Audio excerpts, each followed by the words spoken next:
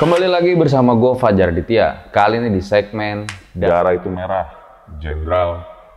di mana setiap Sabtunya ini kita bakal ngebahas mengenai sejarah, tragedi, dan juga the untold story yang pernah terjadi. Di akhir bulan September ini, kita tuh sama-sama tahu ya, ada sebuah tragedi besar dan sangat kelam yang pernah terjadi di Indonesia, yaitu G30 SPKI. Saat itu terjadi sebuah tragedi kepada 6 orang jenderal dan 1 perwira, di mana pada saat itu jasad mereka itu dimasukkan ke dalam sumur lubang buaya. Sebelum detik-detik peristiwa itu terjadi, jadi para jenderal itu kayak diinterogasi dan disiksa terlebih dahulu ya. Nah, pada saat itulah dinyanyikan sebuah lagu. Sebenarnya ini tuh udah pernah digambarin ya di film kalau kalian pernah nonton yang berjudul Pengkhianatan G30 SPKI karya Arifin Senur. Dan lagu yang dinyanyikan tersebut berjudul Genjer, Genjer.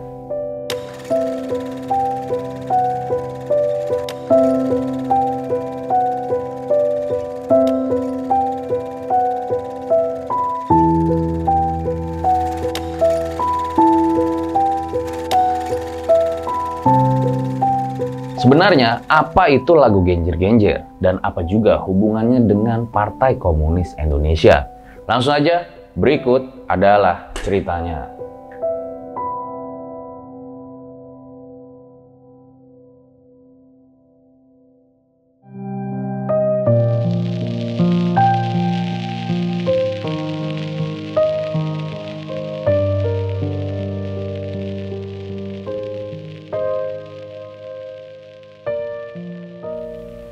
Genjer genjer nongke doang pating keleler.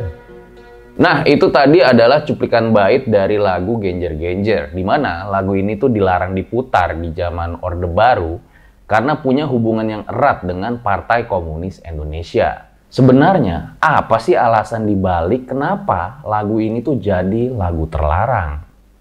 Tapi sebelum masuk ke situ, gue tuh pengen jelasin dulu sama kalian. Kalau arti dari genjer itu ternyata adalah nama dari sebuah tanaman.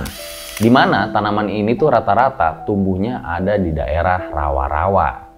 Tumbuhan ini dulu juga biasanya itu dijadikan makanan hewan ternak. Jadi kalau bahasa gampangnya ya, mungkin bisa dibilang kalau genjer ini adalah sayuran tuh yang sebenarnya kurang populer dibanding bayam, kangkung, kayak gitu-gitulah. Dan rasa dari sayuran genjer ini adalah pahit. Terus apa hubungannya bang? Kenapa lagu tentang sayuran bisa sampai dilarang kayak gitu? Nah, sabar dulu dong. Sebelum masuk itu, gue tuh pengen jelasin dulu nih seputar lagu genjer-genjernya. Jadi, lagu genjer-genjer ini dinyanyikan dalam bahasa daerah dan dibuat oleh seorang seniman asal Banyuwangi, Jawa Timur yang bernama Muhammad Arif. Dan kalau diartin pakai bahasa Indonesia ya, kira-kira tuh liriknya jadi kayak gini. Genjer-genjer di pematang sawah berhamburan. Ibunya anak datang-datang mencabut genjer. Dapat 1 bakul, lalu bergegas pergi, dapat yang kecil-kecil. Genjer-genjer sekarang sudah dibawa pulang. Genjer-genjer pagi-pagi dijual di pasar. Dipasang berjejer di tali ditaruh di bawah. Ibunya jebing membeli dengan membawa belasan. Genjer-genjer sekarang sudah siap diolah. Genjer-genjer masuk dalam kendil air mendidih. Setengah matang diangkat ingin dijadikan lauk. Nasi 2 piring sambal jeruk dicampur. Genjer-genjer sekarang sudah siap dimakan.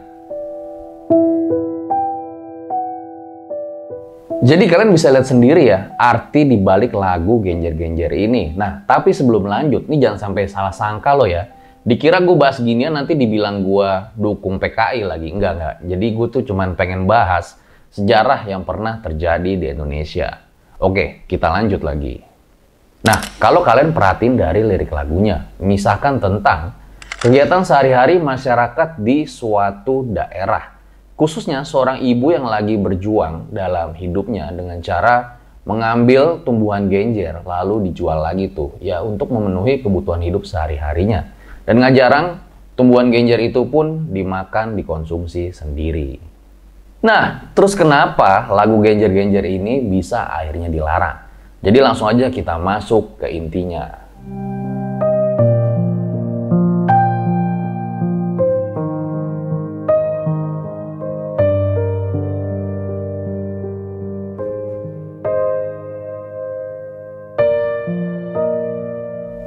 Ternyata tahun 1948 PKI itu pernah melakukan pemberontakan, tapi berhasil digagalkan. Nah, walaupun begitu, dalam perjalanannya ya, di tahun 1955 ini PKI itu kayak berhasil mendapat dukungan dari masyarakat hingga menjadikannya partai keempat terbesar dari keseluruhan partai yang ada pada saat itu.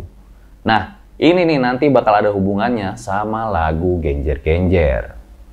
Di tahun 1962, lagu Genjer-Genjer ini dinyanyikan kembali ya oleh artis yang bisa dibilang terkenal di zamannya, yaitu Bing Slamet dan Lilis Suryani. Barulah setelah itu, lagu dari Genjer-Genjer ini ya kalau zaman sekarang itu sebutannya viral kali ya. Nah, karena mungkin udah booming di mana-mana ya, jadi banyak banget tuh musikus-musikus yang mainin lagu dari Genjer-Genjer ini, termasuk di istana. Hingga lama-kelamaan, karena mungkin udah sering didengar ya, jadi orang-orang tuh udah pada ngasing lagi sama lagu Genjer-Genjer ini. Dan mungkin karena inilah PKI memanfaatkan lagu Genjer-Genjer ini menjadi salah satu kampanye mereka. Lagu Genjer-Genjer terkadang juga dijadikan sebagai lagu pembukaan di setiap pertemuan-pertemuan Partai Komunis Indonesia. Ya jadi jangan heran ya kalau lagu Genjer-Genjer ini mungkin dianggap dan saling berkaitan dengan Partai Komunis Indonesia.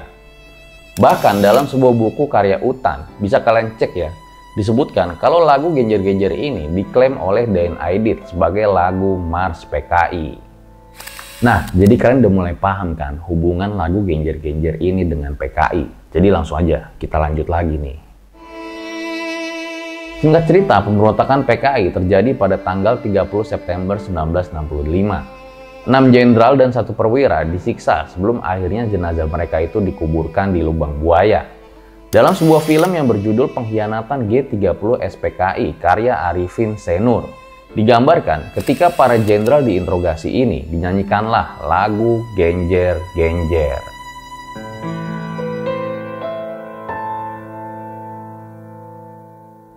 Ya walaupun setelahnya ya banyak juga tuh yang pro dan kontra ya mengenai film tersebut. Ada yang mempertanyakan juga apakah film ini benar-benar kayak gitu kejadian di lapangannya. Sebelum dibunuh itu para jenderal disiksa dan dinyanyikan lagu Genjer-Genjer.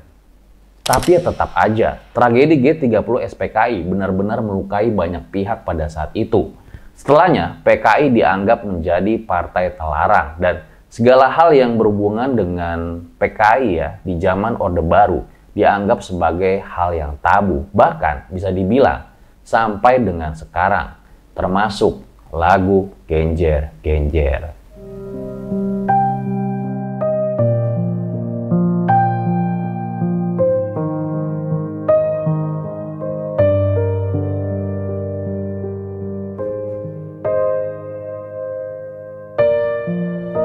Sebenarnya loh ya, awal pembuatan lagu Genjer-Genjer ini bukan ada saat PKI zaman tersebut loh ya. Justru jauh ke belakang saat Indonesia itu masih dijajah sama Jepang. Nah, Jepang ini saat menjajah justru peraturan-peraturannya itu malah lebih kejam dari penjajah Belanda pada saat itu. Dimana intinya penduduk Indonesia itu pada saat itu makin sengsara. Termasuk daerah yang dulunya tuh dikenal sejahtera, kayak Banyuwangi. Nah, sejak kedatangan penjajah Jepang ini, kehidupan mereka itu berubah menjadi sengsara. Saking susahnya zaman tersebut ya, warga Banyuwangi waktu itu sampai ngambilin daun genjer yang biasanya ada di daerah rawa-rawa buat diolah jadi bahan makanan. Padahal sebelum penjajahan Jepang ini, tumbuhan genjer itu cuman buat makanan hewan ternak. Karena memang tumbuhan ini cuma dianggap sebagai hama. Dari sini ya, kalian tuh bisa ngambil kesimpulan ya betapa susahnya orang-orang pada saat tersebut ya. Sampai-sampai makanan yang buat hewan ternak dijadiin makanan untuk masyarakat pada saat itu. Jadi bisa dibilang kita tuh sekarang udah bener-bener beruntung banget ya, karena kita tuh bisa milih mau makan apa. Kayak makan all you can eat, makan steak, atau makan temen. Nah mungkin karena ngelihat kesengsaraan dan juga penderitaan dari masyarakat Banyuwangi pada saat itu, di tahun 1942 ya, seorang seniman asal Banyuwangi yang bernama Muhammad Arif membuat lagu Genjer-Genjer untuk menggambarkan kehidupan pada saat itu. Nah, kalian juga pasti nanya dong, Bang, terus gimana tuh nasib dari si pembuat lagu Genjer-Genjer ini? Jadi memang setelah PKI itu ditetapkan sebagai partai terlarang ya, karena tragedi G30 SPKI itu, Muhammad Arif ini juga ditangkap ya, selayaknya orang-orang yang berhubungan dan juga simpatisan anggota PKI pada saat itu di Indonesia. Karena memang, yang tadi gue bilang lagi, segala hal yang berhubungan dengan PKI menjadi tabu di era Orde Baru.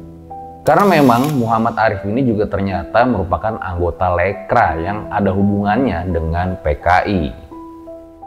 Saat di penjara, Muhammad Arif memiliki sahabat yang bernama Andang Khotif Yusuf. Beliau menemani hari-hari kelamnya selama di penjara. Muhammad Arif dipenjara di Kota Malang selama 106 hari. Kemudian, ia pun dipindahkan ke Sukabumi di hari ke-107-nya. Sejak saat itu, teman baik dari Muhammad Arif, Andang Khotif Yusuf, tidak pernah bertemu lagi dengan Muhammad Arif, teman baiknya itu, sang pencipta lagu Genjer-Genjer, sampai dengan hari ini.